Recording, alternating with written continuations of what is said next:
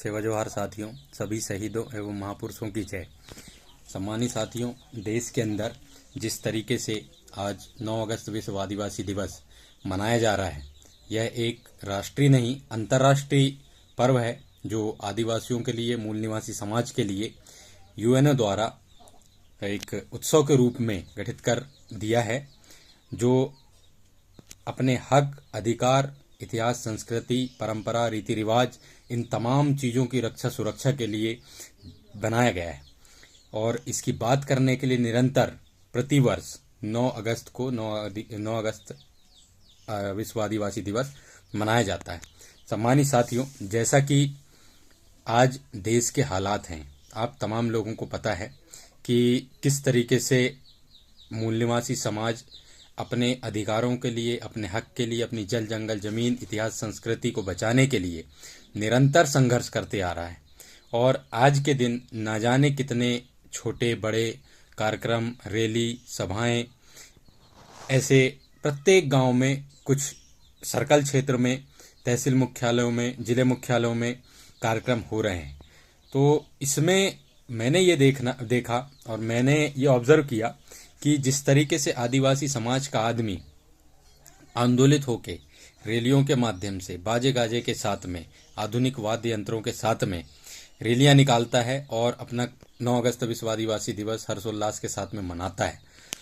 इसके पीछे कुछ चीज़ें हैं, जैसा कि आदिवासी समाज का आदमी ये सब चीज़ें बुद्धिजीवी वर्ग और जनप्रतिनिधि वर्ग और समाज का जो साधारण आदमी है, क्या ये नाचना गाना, खाने पीने के लिए ये कार्यक्रम करता है, या फिर अपने हक अधिकार, शोषण, हत्या, बलात्कार इनके ऊपर जो हो रहा है, इतिहास, संस्कृति और जल जंगल जमीन को की लूट को पूंजीपतियों से, गैर आदिवासियों से और सरकारों से बचाने के लिए ये कार्यक्रम करता है। ये इसका उद्देश्य तय होना बहुत जरूरी है, क्योंकि हो ये रहा है कि समाज का आदमी निरंतर कार्यक्रम करते आ रहा है, लेकिन इनकी आर्थिक स्थिति कमजोर है, सांस्कृतिक स्तर पे ये बहुत ज़्यादा कमजोर है, राजनीतिक स्तर पर नेता होने के बावजूद भी इनका कोई प्रतिनिधित्व संसद के अंदर नहीं है, उच्च सदन में नहीं है, तमाम विधानसभाओं में नहीं है, यहाँ तक जिला पंचायत के अंदर नहीं है, यहाँ तक जनपद पंचायत के अंदर नहीं है, यहाँ तक आदिवासी सरपंच बनने के बाद भी, बहुजन समाज के सरपंच बनने के बाद भी उनका अपनी ग्राम पंचायत पे कंट्रोल नहीं है। इससे क्या हो रहा है, हम अपने नियम कानून, सरकार की योजनाएं और सरकार के द्वारा दिए जाने वाले तमाम जितने भी दस्तावेज और अन्य बहुत सारी चीज़ें जो हमें आज के युग में बहुत ज़्यादा एक व्यक्ति को जरूरी है, उन सारी चीज़ों के लिए हम जागरूक नहीं हो पा रहे हैं। और जागरूक नहीं हो पा रहे हैं तो आने वाली पीढ़ी के लिए हम क्या बचाएंगे। आज जैसे कि मेरे सामने निरंतर हम लोग कोई ना कोई मामले के ऊपर, किसी न किसी मामले में हम बात करते हैं। जैसे हमारे आदिवासी समाज के अंदर कुछ कर्मचारी, अधिकारी लोग ही जानते हैं, कुछ जनप्रतिनिधि लोग ही जानते हैं, या कुछ एक चुनिंदा लोग जानते हैं कि मध्य प्रदेश के अंदर बैकलॉग की करीब 7 से 8 लाख भर्तियां अभी भी बाकी है मूल निवासी समाज की। लेकिन बैकडोर से, राजनीतिक दबाव से इस देश के अंदर आदिवासियों के लिए जो रिजर्व कोटे की जो नौकरियां थी, उन सारी नौकरियों को अतिथि शिक्षक के नाम पे या फिर कुछ ऐसे डेली वेजेस के नाम पे इस तरीके से करके बैकडोर से जो है आदिवासियों की कोटों की नौकरियों को दूसरे लोगों को सरकार दे रही है। इसमें आदिवासी जनप्रतिनिधि, सामाजिक बुद्धिजीवी साथियों का क्या स्टैंड है। इसके बाद आज की कंडीशन में हमारे साथ में, जैसे कि इस देश के अंदर वन संरक्षण संवर्धन बिल 1927 था, वन सुरक्षा अधिनियम, उसके बाद में पेशा कानून, उसके बाद में वन अधिकार अधिनियम आया 2006, 2008, 2012।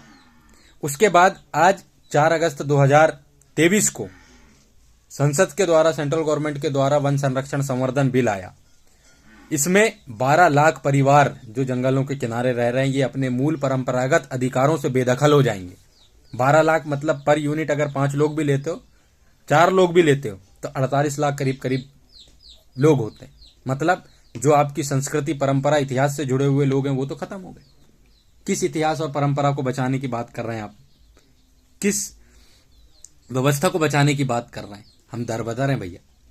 इसके बाद में हमारे पास 2 अक्टूबर 1959 को मध्य प्रदेश भू राजस्व संहिता मिली, जिसमें धारा 165 और धारा 170 ख में आदिवासियों की जमीन ग्राम सभा से, ग्राम पंचायत से प्रस्तावित या 90 दिन के अंदर एसडीएम कोर्ट के माध्यम से या मतलब कलेक्टर कोर्ट के माध्यम से, डीएम कोर्ट के माध्यम से 90 दिन के अंदर आदिवासी की जमीन गैर आदिवासी ने अगर कब्जा करके रखा है और दस्तावेज सही है तो उस व्यक्ति को जिसके नाम पे है, नहीं तो उसके वारसानों को वो जमीन 90 दिन के अंदर जो है प्रशासन लौटाएगा।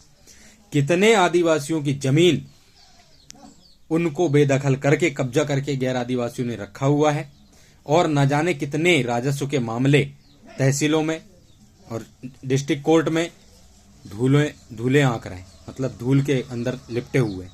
तो मेरे सम्मानित साथियों, कौन से जल जंगल जमीन को बचाने की बात कर रहे हैं? कौन से जो जमीन सरकारी वो जमीन हमारी की बात कर रहे हैं? मुझे ये बताइए। इतनी बड़ी व्यवस्था में आज देश के अंदर मुद्दा चल रहा है वक्फ बोर्ड का। तो मुस्लिम वक्फ बोर्ड जो है उनने इतनी जमीनों को कब्जा करके रखा, उनके गढ़ किले ये वो तमाम चीजों को संरक्षित करके रखा। आदिवासी समाज भी तो यहाँ था। उसने अपने शमशान घाटों को क्यों नहीं सुरक्षित करके रख सका? उसने अपने गढ़ किलों के ऊपर समितियां बना के या ट्रस्ट बना के क्यों नहीं कब्जा बना के रख सका? उसने अपनी सारे जो गांव के अंदर देवी देवताएं थे उनको बचा के क्यों नहीं रख सका? तो मेरे साथियों, ये बहुत गंभीर मुद्दा है और गंभीर मुद्दे के ऊपर आज हम बात करने की कोशिश कर रहे हैं। इसके बाद में आपने जैसे ही अभी देखा कि ट्राइबल क्षेत्र के लिए 2022 को मध्य प्रदेश के अंदर जो पेशा कानून 1996 में पंचायत राज अधिनियम का जो विस्तार 93-94 का जो विस्तार 1996 में कानून बन के आया था, वो 27 साल बाद 2022 को 26-27 साल बाद 2022 को उसकी नियमावली मध्य प्रदेश सरकार ने बनाई, और वो नियमावली से ग्राम सभाओं को अधिकारों को हटाया। तब भी समाज चुप था। आज पेशा कानून 2 साल लागू हुए हो गया। कौन से ग्राम